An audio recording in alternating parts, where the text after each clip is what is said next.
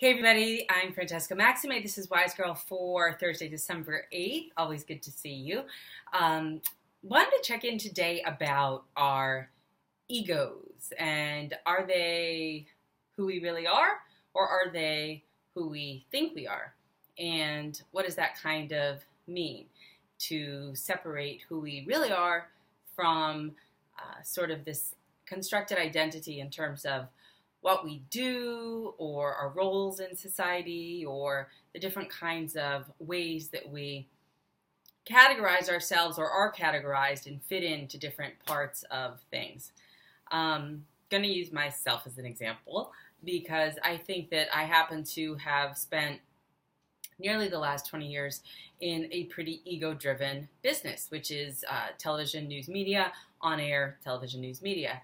And being a reporter and an anchor, while it has never been the goal, if you will, to be some superstar, whoever's on the Today Show or Good Morning America, to have to be up at that level, there was certainly something about being engaged, as I am with you right now, in the visual medium that required a certain amount of attention, for lack of a better word. And I've heard it said by many hiring news managers that, it's really important whether or not you're telegenic, whether or not you are a certain weight, whether or not you fit the criteria that they want you to be in terms of your gender, your ethnicity, and all kinds of things that are subject to their discretion. But you can't really change who you are, so it depends on whether or not you fit what they are looking for.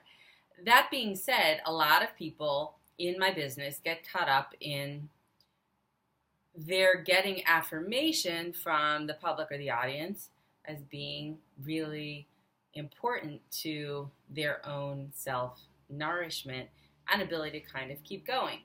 So if you're a really good reporter, for example, it doesn't matter. What matters to you is the story.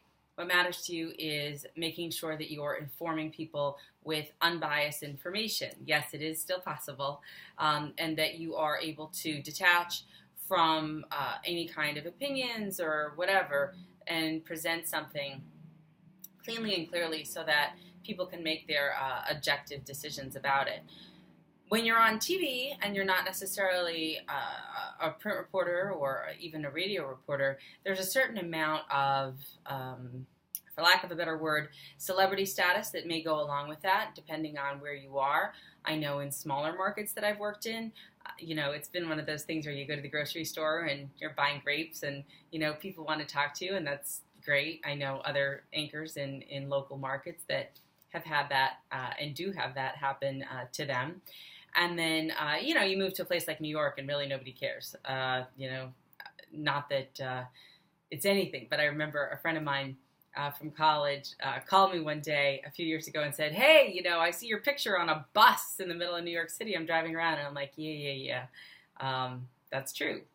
But the question is that I'm sort of inviting you to consider is how much of all of that is really important? How much of that means something to you? And in your case, with your jobs, it may present itself a little bit differently, as in whether or not, you're the one that gets called first for the Sunday football game or, gets, an extra, attaboy from your boss, or if it's just a good performance review or a better raise. We all would love those, right? Or those kinds of things. But what does it mean in terms of your attachment to the job that you do?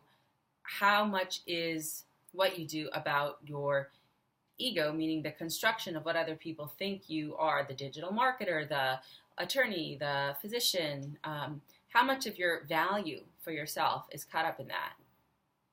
And how much of it is just you being you? And are you able to kind of see that, yes, of course, there are things that we do and roles that we play that we don't necessarily have to have define who we are at a deep-seated, deep-rooted level underneath that all. And of course, some people work to live, other people live to work. And so I think the more closely aligned that we can be with doing the things that we love, doing the things that have purpose, doing the things that, are meaningful, the more, or I should say the less, that those other egocentric things kind of matter.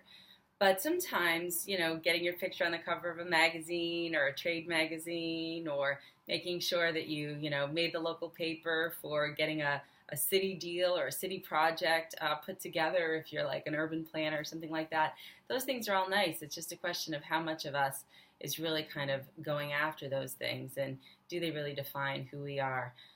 So I know that as I have considered my industry, as I said earlier, it is filled with ego. And the whole point here is, in my WiseGirl chats, to kind of consider what life is like without all of the conditioning that we have, without all of the automatic responses that we respond to sort of unconsciously, and bring into a deeper awareness our motivations and what are the things that we need to do in order to get back in touch with who we really are. And once we can do that, then we can step into any situation. We can go back to work. We can, still do a lot of the same things and even get some of the same praise or the same attention. But we aren't locked into it because we have cultivated a value that goes much deeper than that, and that isn't dependent on external conditions like the ones I mentioned earlier in order to feel fulfilled or happy. And the same could be said of a relationship. Maybe we just define ourselves as, the best husband or the best wife or the best mom or dad or whatever, but that all of that can change and is subject to external conditions. So we do the best we can. We do the work that we feel like we need to do, and then we kind of let it go. So just invite you to consider what it's like to kind of think about ego and whether or not you feel really attached to it.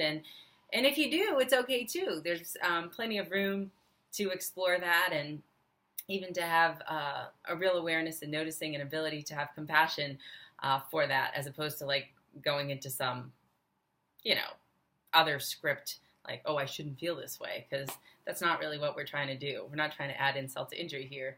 We're just trying to open up a little bit of an exploration so that we can have a greater awareness, so we can ask ourselves the next time we step into a situation, why is this important to me? Is it because it's really what my deepest heart's desire is? Or is it kind of like my egoic sense kind of talking and saying, I want more of that, I want more of that, I want more of that? And if so, if it's the latter, you might be able to try and slow down a little bit and say, let's take a pause here and reflect a little bit more to see if we can't divine our deepest heart's desire instead. So again, just inviting you to consider that. I'm Francesca Maxime. That's today's Wise Girl. Thanks so much for watching, and tweet me, email me, whatever it is. I'll respond. Take care. Bye.